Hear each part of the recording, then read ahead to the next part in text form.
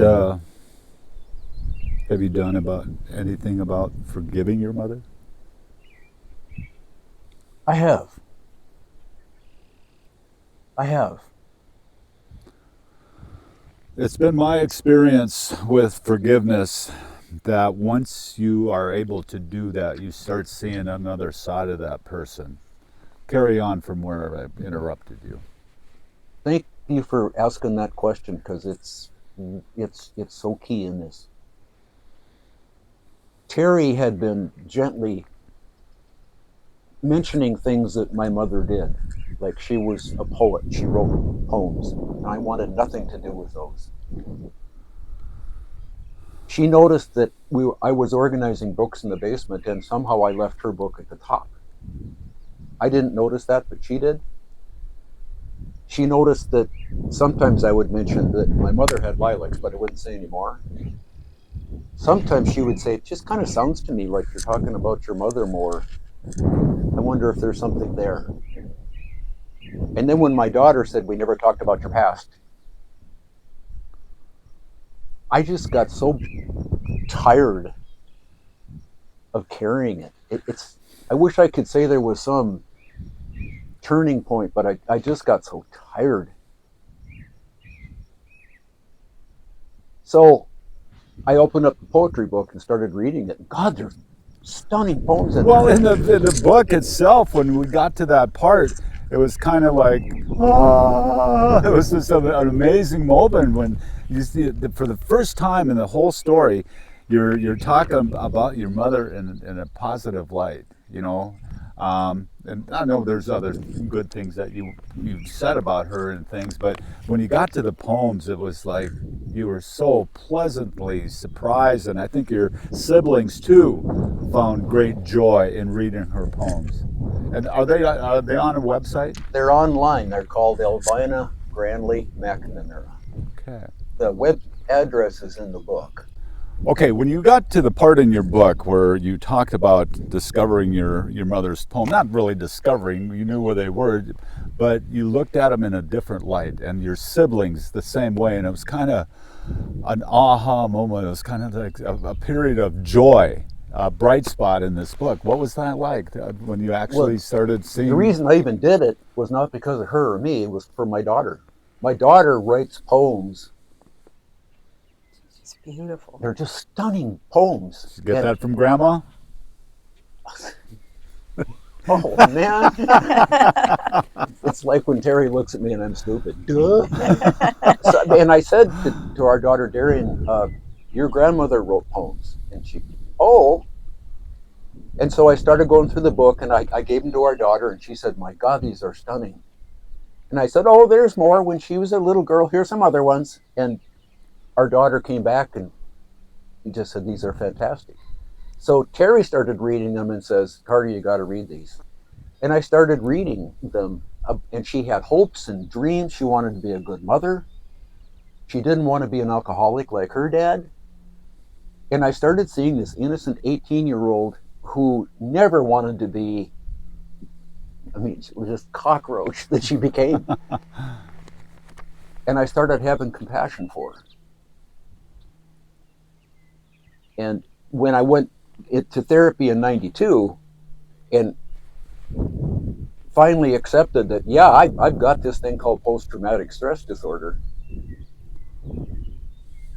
I could say I was a victim. It wasn't my fault. And I thought she was a victim and it wasn't her fault either. And what I found myself thinking was kind of befriending this ghost. Mm-hmm. And it was so clean and loving and fresh, and to just let myself feel another side of this. And I started realizing forgiving my mother had nothing to do with her. It was all about me. And people started saying, geez, Carter, you got a lot of eye contact. And things I would hear about myself when I was the asshole sounded so much like my mother. I mean, the coping skills she had were the same ones I adopted. The problem was, Bill, I kept the same skills I needed as a kid when I was an adult. Wow. And so anyway, I forgave her. Yeah. Mm-hmm. It came to that, and I'm not altogether sure how it did. I'm glad it wasn't rational. That I Were could you able remember to it. see another side of your mother once you accomplished forgiveness? I was. Yes. I could Okay. even try to empathize that what it must have been like for her when she was sober and she realized what she was doing. Yeah.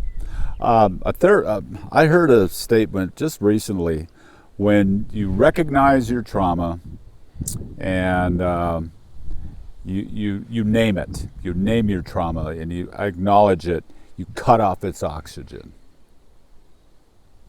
What says you about that? Does that resonate anything? What do you do when you've got a situation and you want to be able to describe it and somebody else puts it in such perfect words you don't want to say anything? Well, I don't know about that, but nailed it. well, yeah. Once you acknowledge it, and then I also heard that you know, you make big advancements when you stop apologizing for your childhood, basically to yourself. Once you stop apologizing to yourself for your childhood, you can do things like forgive your parent for something that they did, forgiving yourself for something that you did. Yes, Do you agree with all that? I do. Teri's got Teri. something. I think there was a big piece in there that even as he acknowledged the trauma, which contained it to a degree, took some of the oxygen away, but it hadn't completely starved it yet because you held on to the anger at her, and you still held on to some of the coping skills. They had those. You might think coping skills you developed as a child to deal with living in a neglectful and abusive situation wouldn't have value in adulthood, but they do. Being very, very alert makes you a very good manager, makes you arguably a good parent. Being quick to jump to the defense about whoever you care about is a protective parenting thing. But it also, and maybe it would have been really good skills to have as a lawyer, that you were very good with words. There's a great line in the movie The Judge, where the old girlfriend of the protagonist says, "You and that verbal vomit thing you used to do." He was so good at that. So I didn't stand a chance in a battle with words. And he held on to that past that point of the identification of PTSD. But within a decade, that was no longer serving you. And that's the point you started softening. It's like the rest of that opening up, the rest of starving out the trauma and letting go of those coping skills as your default, that ended up really bringing around the more complete healing and the ability to see how you had held on to your mother as someone you could blame. Oh, Was that a kind of like a scapegoat? It was easy to go and blame my mother for something. Did you use that as a scapegoat? God, yes. It's a frustration I had about when I accepted this PTSD diagnosis. I started reading all kinds of books, because if I know a lot about it, then I'll be normal and I'll be healthy. But all the books I read, if they talked about trauma, they talked about they were in a relationship and they abandoned the relationship and now they're okay. And in my situation, I'm in a long-term committed relationship with a person whom I love. And I was realizing that I forgot your question. I got so No, dude, fine. You're doing fine. Please repeat it. The I scapegoating. forgot it The too. scapegoating. Yes, the scapegoat. Yes. What people in recovery I never read across was what damage did they cause themselves before they accepted therapy. What I did to my family and to my kids with my rages. And every time I do something, Bill, it wasn't my fault. It was my mother's, because she treated me really terribly. And so I have an excuse. She'd been dead for 40 years. And it was still, well, if you knew what I grew up with, you wouldn't blame me for this. And it hit me in the middle of a kind of a rage at my other sister's house. She wanted to know more, and I was telling her more. And I heard myself, and I said, stop. And she said, "Are you okay?" Teri was there, and my sister Rini. And I saw myself as this coward, backing out, not taking responsibility, and just like my mother lying and saying, "Oh, I'm not an alcoholic. I never puked." There I was saying, "Well, it's not my fault I was in a rage." And it was so disgusting, Bill.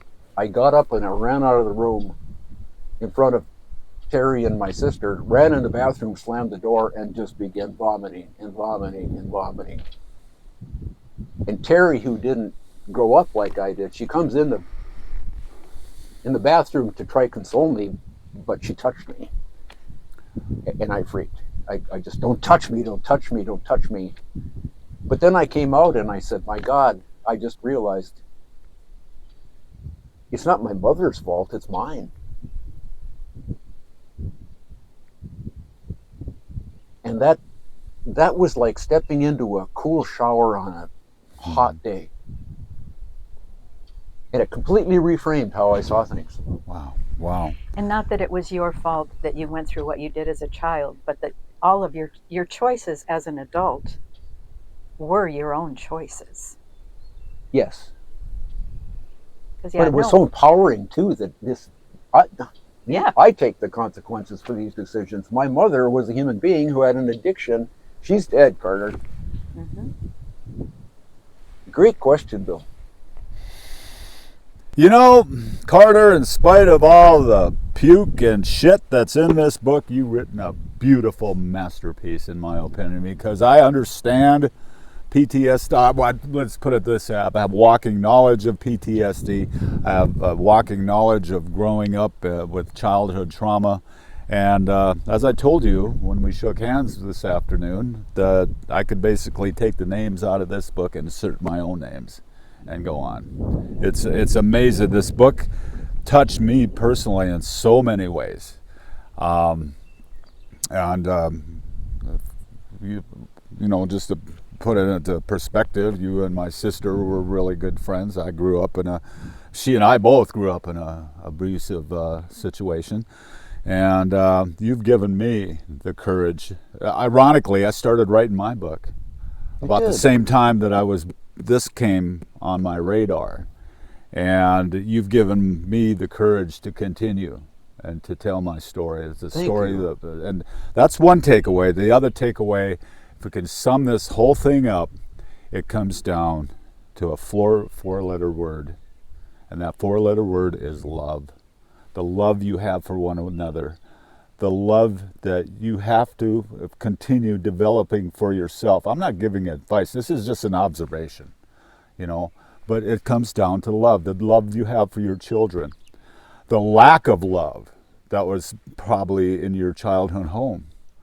You know, that's what this is all about. It comes down to love. I agree completely. Mm-hmm. Yes. When people talk about Carter or the book, I've now gone past it just being for family and friends. The way I'm more comfortable with spreading the book is because of the story. For it, if it can help anybody be inspired to be honest with themselves, or in a partnership, which was what we are, if the person with the partner has a partner who's hiding something, if there's bouts of anger, if there's rage, if there's drinking, that person doesn't need to live with a partner like that.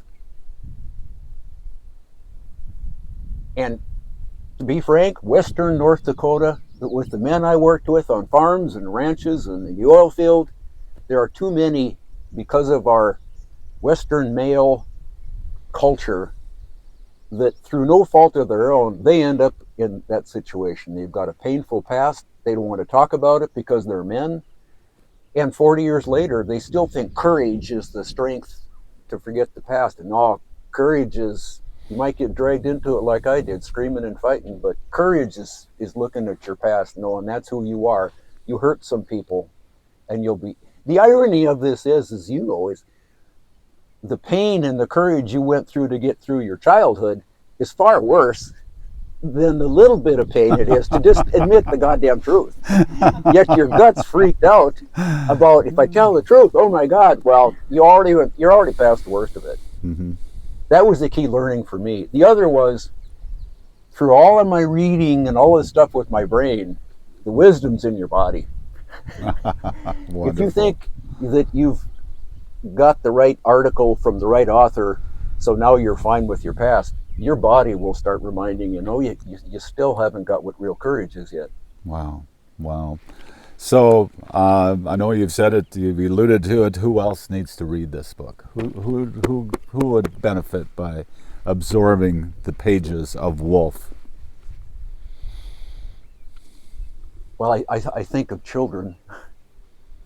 Might be a little heavy for. But that would, that's my heart goes is who could read that will benefit children? For me, it would be parents who feel abandoned. Mm-hmm. They don't have a partner to help them. They've got a child, and when the parent grew up, they may never knew what love was. But when you have a child, you know what love is. So that would be one group, is a parent who wants to be real for their children and never ever have to hear their kid grow up and say, I knew to never talk about your past. It would be for an individual who, like us, are adult children of alcoholics, who grew up without really feeling a safety net. Right. And I hope the book would be not seen as a field guide, or not that this guy Carter's been to the mountain. No, if anything, I'm the opposite. It would be where they just want an example of how, for at least one person, things worked out okay. And maybe it would for them if they take a step.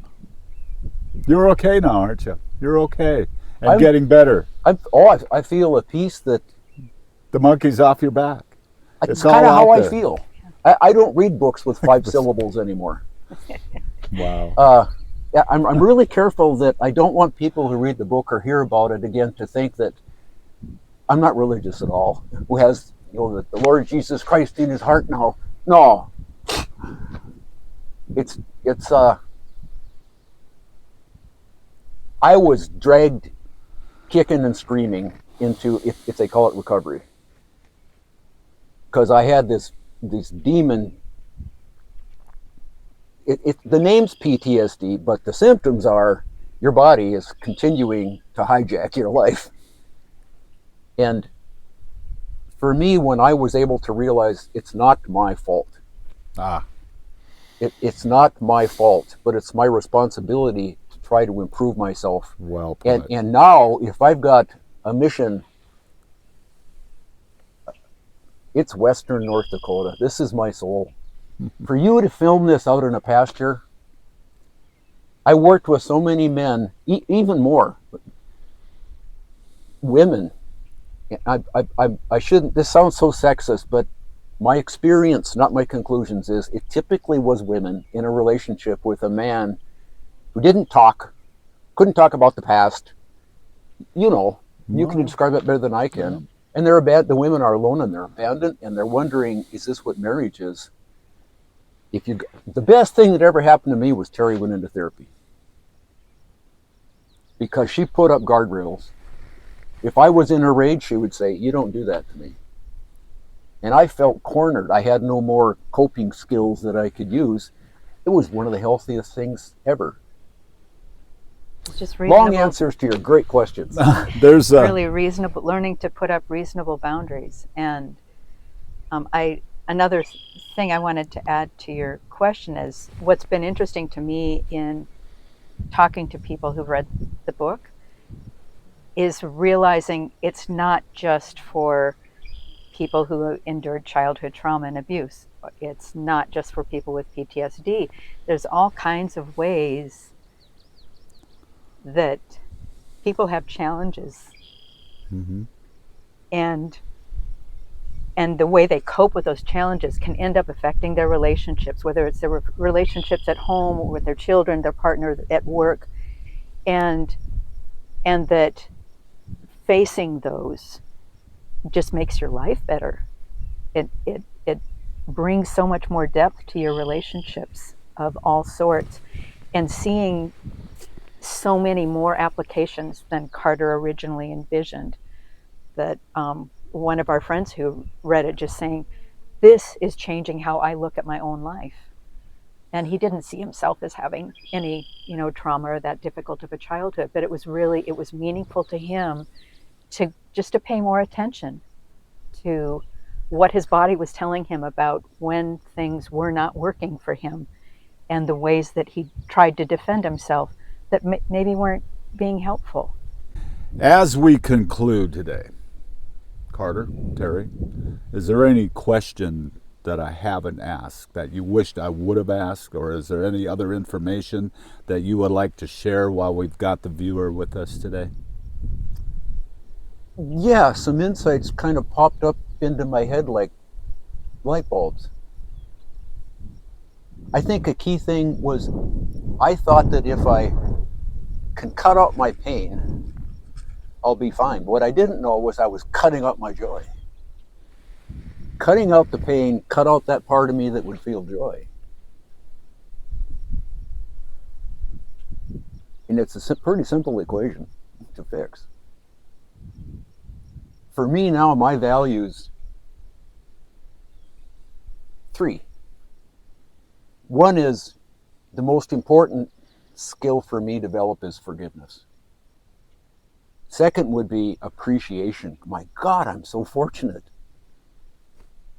And the third is, I don't think about the past or the future so much either. I'm smelling your grass. I'm here. You're in the present. Yeah. You know how hard that is to do? Oh God. Oh my God. You're preaching to the choir when it comes to being in the present. I do 4-7-8 breathing, and I do a lot of breathing exercises. You do too. All the time. I shouldn't say that. About a month ago, I discovered that, and it'll change your life if you can do that. It brings you into the present, and that's a wonderful place to be, isn't it? If I boiled my learnings down, it would be, if you never fully face the pain of your past, you'll never fully be honest with yourself, and you won't be fully honest with others, and they'll know it. My sister passed away on Mother's Day, 2005, in her mom's arms. She grew up on this property. You were friends with her. I really feel her presence here today. God, I do too. I think she's drawn us together. I think she guided us together. I do too. And because your story, I don't know how much she had known about your story prior to her passing away, but I think since she's been gone, I think she's been doing a little research, and she says, hey, these two need to get together, and by golly, that's what we did. This is amazing, and this won't be the last time we do something like this. There's more that needs to be told. We have a lot of common interests in how you fed off my questions and how I relate to your story. We can't ignore this. This cannot be ignored. No. And again, I stress, Teri, it comes down to love for each other, love for one another, love for our children, love for being in the present. The book is Wolf. You've seen on the video where to get it. I encourage you. You won't be able to, once you get this book, you won't be able to put it down. Our guests today have been Carter and Teri McNamara. Minneapolis, Minnesota is their address, but their hearts here in Western North Dakota. Wow. Wow. You are good. Wow.